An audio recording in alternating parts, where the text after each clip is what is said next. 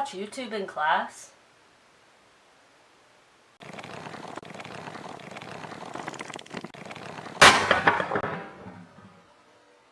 Welcome again to the Librarian Story, where I pontificate on life in general and occasionally tell stories or talk about stories or make up stories or ask you questions to make you tell stories or anything that has to do with stories or life, which is a story. Today in my college classes, we watched no less than 8 YouTube videos over the course of 2 1-hour and 15-minute classes. Around about the 5th one, I began to wonder, is it cool to watch YouTube in college? Or honestly, just like in school at all? Is that okay? In the course of my college classes, I've seen 2 particular uses for YouTube in the classroom. The first is pretty obvious, and it's to aid the instructional process by giving a nice visual presentation that gives you the information in a really engaging manner that the teacher can then expound upon or explain or whatever needs to happen. In this case, the video serves as a kind of medium for variance in the way that the class is paced, which helps keep students interested and also allows someone else's words to explain a concept, which increases the chances that more students will understand it better. This is all well and good, but I've seen a couple of my professors try to use it this way to very little success. One of my professors played 6 videos in one of her classes last week, and they were all just really short videos that were meant to demonstrate the concept that she had just explained. The problem was they were all a little bit weird, and I think served to confuse me more than they actually explained it. Then, after the video, when she re-explained it, I would get back on the right track. But the video set me on this path of like, okay, I'm not sure I really understand what you mean by that.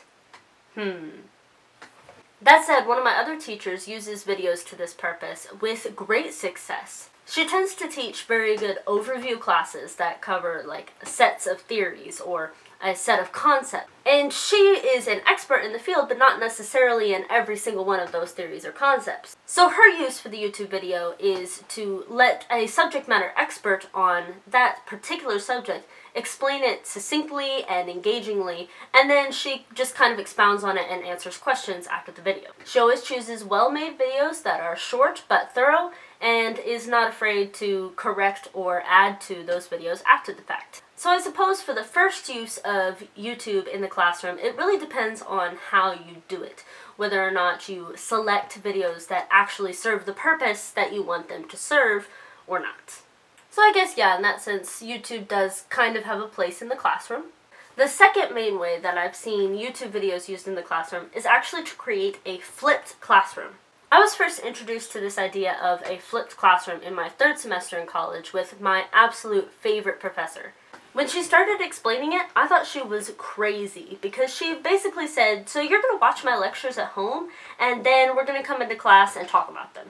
And I was like, I barely have time to get half the reading done, let alone watch lectures and do all these worksheets and things on top of that just to come to class, sit around, and talk about it. But let me tell you, that is not what a flipped classroom is. In a flipped classroom, we had like a 6 to 12 minute long video that we got to listen to, and I could listen to it on my way to school, in the car, on my phone if I'd already downloaded it if I needed to. After you listen to the video, we get to class, and she'd kind of rehash it a little bit in just 2 to 3 minutes to make sure that everybody understood what was going on. Then we would ask questions, and then we would put it into practice somehow. Usually with either some kind of group activity where we all got into little groups and did something with it, or sometimes we even left the classroom or had to write something.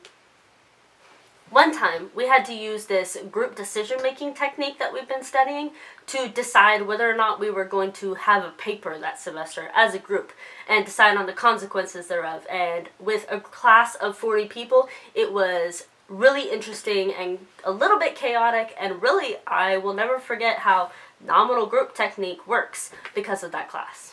I had another professor who also used flipped classroom to teach statistics, so he would upload these videos of his lectures explaining it, and then when we would come to class, he would literally just walk us through problems the entire class. That way he was there to answer any questions we had, and this was particularly useful in a math class, because always with math, if you're trying to study, the book doesn't have the ability to answer questions, but the teacher does. So being able to basically do what you would normally consider homework in class made for a much more effective learning, and for the first time in my life, I found myself really loving to do my math. So the second utilization of YouTube was absolutely successful, and I think definitely has a place in education.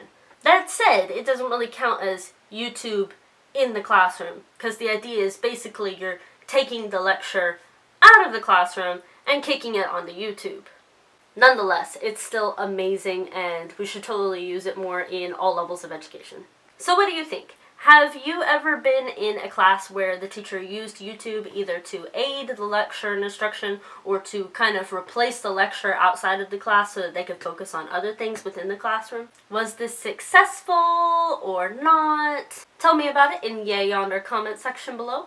And if you're liking my videos so far, please hit the subscribe button and share with your friends. Like, share it on Facebook, because that makes people watch it, and that makes me happy.